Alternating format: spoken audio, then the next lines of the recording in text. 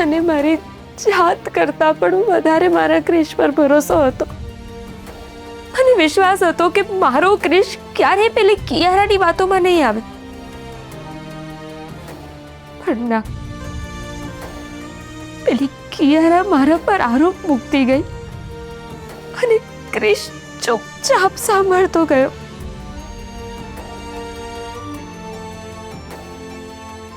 મને તો એમ હતું કે મારો ક્રિશ આવશે ને તો એ મારો અને મારા બાળકનો સાથ આપશે,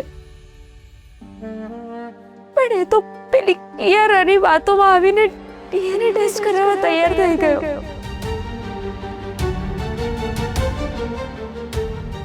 એનો મતલબ કે કૃષ્ણના મનમાં શંકા ઉપજી હશે.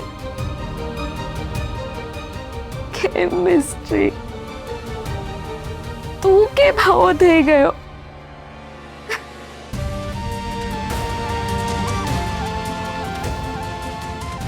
આ શું, બાળક રડે તો સમજી શકાય, પણ જો એની મમ્મી જ રડવા લાગશે તો એને કોણ ચૂપ કરાવશે?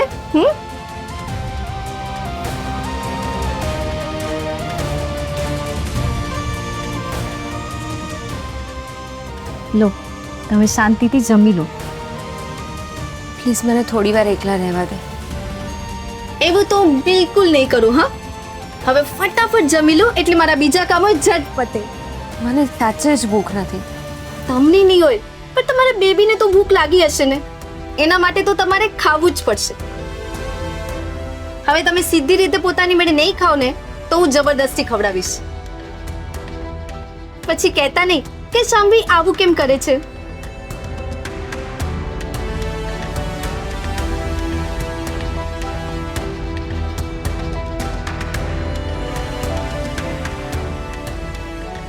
બસ શાંભવી, તને એકવાર કહ્યું કે નથી જમવું તો ખબર નથી પડતી.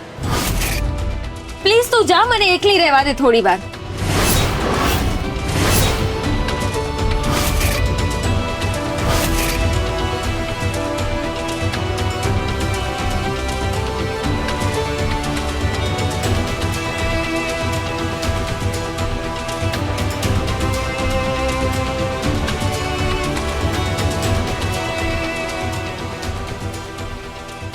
શું થયું?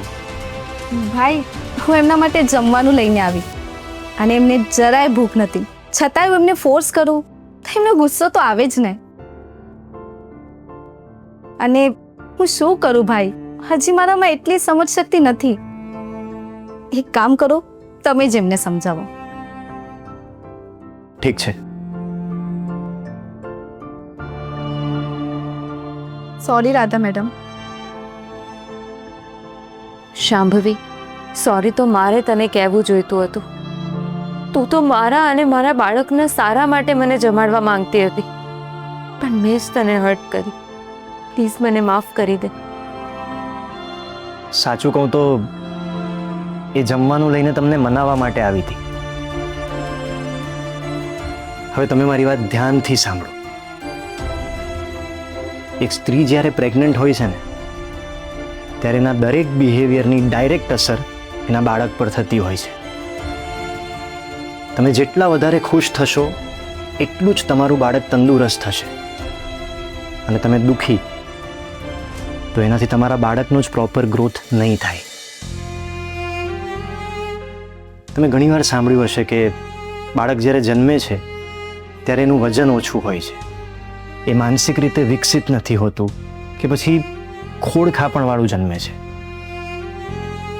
આવું ત્યારે થાય છે જ્યારે એક બાળક માના પેટમાં હોય ને ત્યારે એની માં પ્રોપર ખાવા પીવાનું નથી રાખતી અને દુઃખી રહે છે, સતત વિચારો જ કર્યા કરે છે. તમે મને કહો કે તમે ઈચ્છો છો કે તમારા આવનાર બાળક સાથે પણ આવું જ કંઈક થાય? પછી હવેથી તમારે મારી દરેક કહેલી વાતો માનવી પડશે.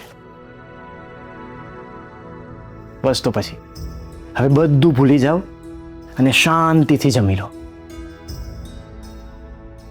શાંભવી,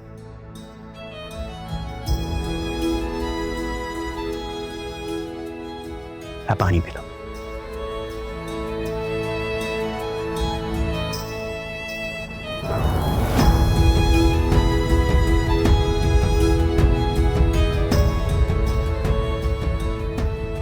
બહુ વધારે છે. હું આટલું બધું નથી ખાતી.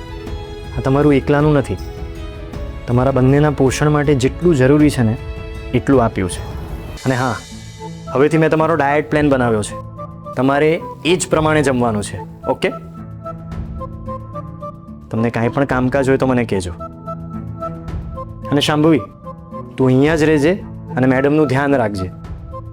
હા.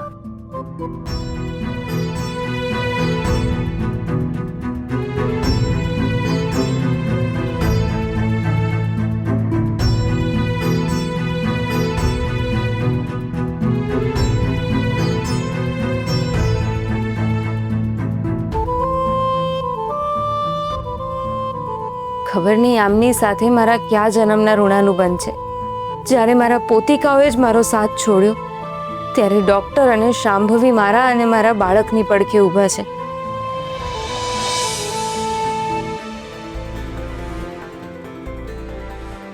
મેં આજે રાધા સાથે જે કર્યું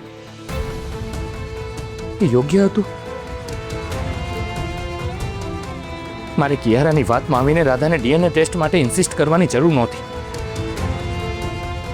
મને મારી ખાલી ડબ્બી પર આટલો વિશ્વાસ હોવા છતાંય મેં હું શું કામ કર્યું હશે? મારે રાધા પર કે એના બાળક પર શંકા કરવાની જરૂર નહોતી. મને માફ કરી દેજે મારી ખાલી ડબ્બી, પ્લીઝ મને માફ કરી દેજે. ક્રિશ, ક્યાં સુધી આમ વિચાર કરતો રહીશ? બધાએ જમી લીધું છે, ચાલ તું પણ જમી લે હવે. ભાભી, મારાથી બહુ મોટી ભૂલ થઈ ગઈ. મારે કિયારાની વાતમાં આવીને રાધા સાથે આવી રીતે વાત કરવાની જરૂર નહોતી.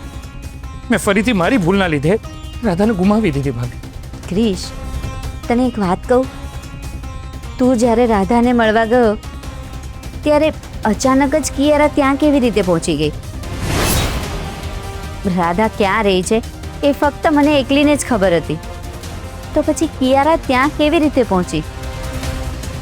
મને આ કોઈ કોઇન્સિડન્સ નથી લાગી રહ્યો. એનો અર્થ એ કે કિયારાને પહેલાથી ખબર હતી કે રાધા ક્યાં રહી છે. તું ભલે ગમે તે કહે, પણ મને આ બધાની પાછળ કિયારાનું જ કોઈ કાવતરું લાગે છે. કિયારા નથી ઈચ્છતી કે તું અને રાધા ફરીથી એક થઈ જાઓ. વાહ નીલા ભાભી, વાહ.